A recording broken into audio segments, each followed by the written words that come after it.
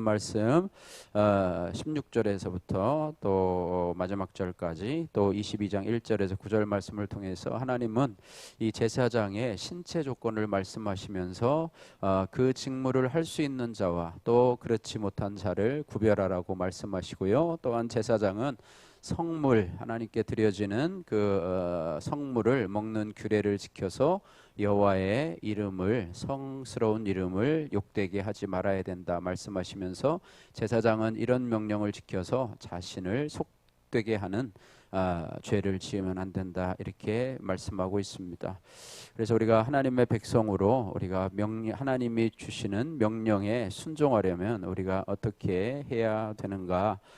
첫 번째는요, 우리가 받은 하나님의 은혜를 기억하면서 성도로서의 온전함과 거룩함을 지켜야 한다 이렇게 말씀하고 있습니다.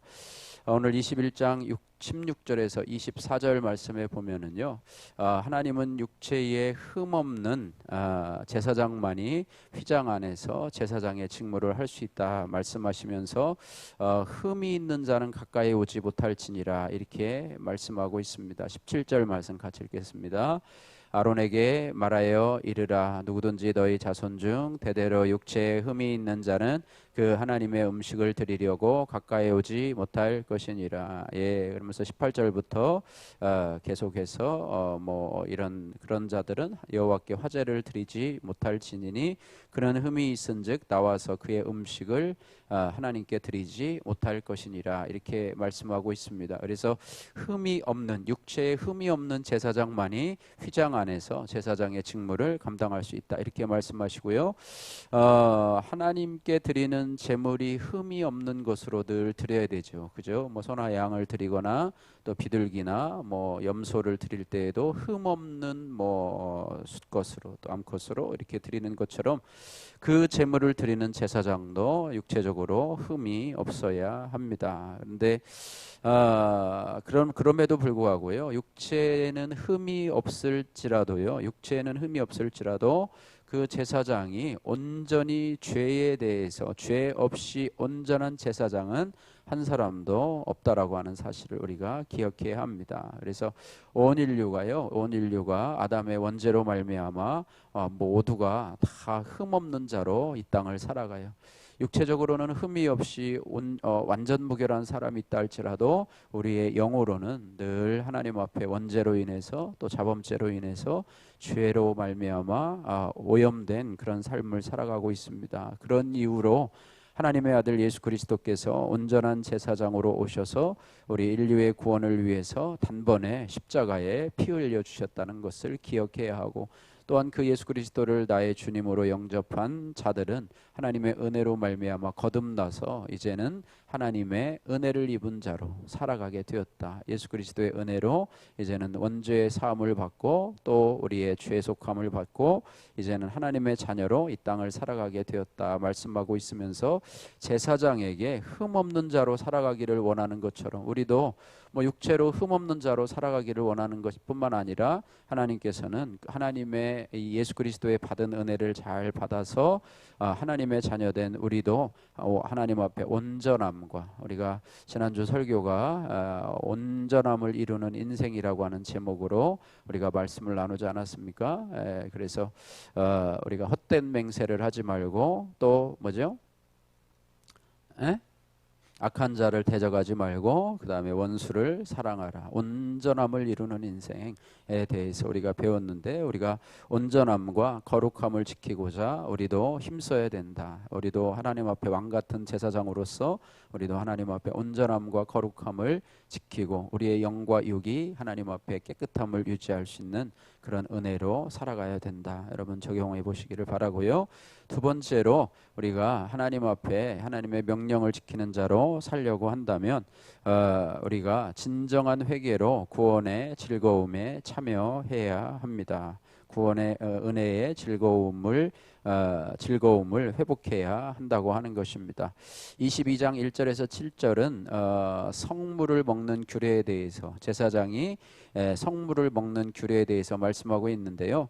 육체에 흠이 있는 제사장도 이 성물을 먹을 수는 있습니다. 그러나 나병이나 혹은 유출병이나 더러운 것으로 부정하게 된 제사장은 성물을 가까이에서는 안 된다, 이렇게 말씀하고 있습니다. 우리 성찬식 할 때도 세례는 받았지만은 그 주간에 뭐 현저한 죄를 범한 그런 것이 있고 또 본인이 성찬에 참여하기에 좀 거리끼는 것이 있다면 성찬을 참여하지 않을 권한이 있습니다. 물론 뭐 자신에게 있는 것뿐만 아니라 또 하나님께서도 원하지가 않겠죠. 그런 것처럼 유출병이나 나병이나 더러운 것으로 부정하게 된 제사장은 성물을 가까이 할 수가 없다라는 것입니다. 그래서 부정하게 된 제사장은요, 물로 몸을 씻어서 정결하게 된 후에야 성물을 먹을 수 있다, 이렇게 말씀하고 있습니다. 그래서 하나님은 우리에게 구원의 은혜를 마음껏 누리게 해 주셨지만은 이를 온전히 누리려면 스스로 정결해야 된다. 제사장이 물로 몸을 씻어서 정결하게 된 후에야 성물을 먹을 수 있는 것처럼 우리도 하나님의 구원의 기쁨과 즐거움에 참여하려면 우리가 지은 죄를 예수 그리스도의 피로 회개하고 정결하게 씻어서 그 후에야 구원의 즐거움에 참여할 수 있다, 이렇게 말씀하고 있습니다. 제사장이 정결의식을 통해서요 다시 성물을 먹을 수 있던 것처럼 우리도 진정한 회개로 구원의 즐거움을 회복해야 된다, 이렇게 말씀하고 있습니다. 다윗도 나에게 구원의 즐거움을 회복하게 하여 주옵소서, 이렇게 기도하고 있습니다. 하나님 앞에 범죄한 후에 구원의 기쁨을 빼앗기자 그 구원의 기쁨을 빼앗긴 것이 얼마나 답답하고 또 하든지 하나님 앞에 나에게 구원의 즐거움을 회복시키시사라고 고백을 하고 있는데, 여러분이 늘 구원의 즐거움을 또 내가 하나님 자녀 되었다는 그런 감격들을 회복할 수 있기 위해서 여러분이 하루 동안에 지은 죄를 진정으로 회개하고 늘 구원의 기쁨을, 구원의 즐거움을 유지하고 살아가는, 이것이 바로 성령 충만함의 모습이 아닌가 싶습니다. 여러분 적용해 보시길 바라고요. 세 번째로 우리가 하나님의 명령에 순종하는 삶을 살아가려면 우리가 순종하는 말씀에, 주의 말씀에 순종하는 그런 사람이 되어야 합니다. 오늘 22장 8절에서 9절 말씀에 하나님은 제사장에게 거룩의 명령을 내려주고 있습니다. 제사장은요 시체나 찢겨 죽은 짐승은 부정하기 때문에 그것에 접촉한 자는 하루 동안 부정하게 된다, 이렇게 말씀하고 있으면서 제사장은요 거룩한 예배를 드리는 사람으로 자신을 부정하게 더럽혀서는 안 된다라고 하는 것입니다. 그래서 순종의 본을 보여야 할 제사장이 명령을 어겨서 자신을 더럽히는 것은 작은 죄가 아니기 때문에 나답과 아비후의 사건이 보여주듯이 죽을 수 있다고 하나님이 경고하고 있습니다. 목사님만 예배 인도하니까 예배위원도 마찬가지고 여러분 교회를 위해서 봉사하는 모든 분들도 마찬가지로 여러분이 하나님 앞에 왕같은 제사장으로 하기 때문에 여러분이 그 일을 감당할 때에 여러분이 늘 기도하시고 정결한 모습으로 거룩의 명령에 순종하시는 은혜가 있기를 바랍니다. 성도가 주의 명령을 어겨서 자신을 더럽히는 것은 명령하신 주님, 거룩의 명령을 하신 주님을 무시하는 일이라고 하는 것이고요. 최고의 예배는, 따라해보세요. 최고의 예배는 주의 말씀에 순종하는 것입니다. 할렐루야. 이스라엘의 초대왕 사울 왕에게 사무엘 선지자가 그죠? 아말렉을 진멸하라는 명령에 순종하지 않고 아말렉 왕 아각을 살리고 또 살찐 짐승들도 살려와 가지고 변명하는 사울 왕에게 순종이 제사보다 낫고 듣는 것이 수량의 기름보다 낫다라고 말씀하신 것을 기억하면서 하나님의 말씀에 순종하는 것이 최고의 예배임을 우리가 기억하면서 우리도 왕같은 제사장으로서의 삶을 감당하시는 저와 여러분들 되시기를 주님의 이름으로 축복합니다. 성물을 먹는 축복이라고 하는 우리 한 형제님의 고백의 간증입니다. 아내가 자궁 육종암으로 투병하다가 주님의 품에 안긴 지 어느덧 1년이 지났습니다. 혼자가 되고 나니 하나님께 대한 원망이 불쑥불쑥 솟아났고 사람들의 무관심은 서운함으로 다가왔으며 가까운 이들의 관심은 부담으로 느껴졌습니다. 아내가 사라진 공허함에 자기 연민과 슬픔, 외로움으로 눈물을 훔쳤고 혼자 살아가야 할 미래가 두려웠습니다. 그러나 큐티 말씀과 예배 그리고 교회 소그룹 모임 덕분에 하루하루를 살아낼 수 있었습니다. 지금까지 소그룹 리더로서 제가 지체들을 섬기며 가르쳐 왔다는 생각에 힘들다고 생색을 내곤 했습니다.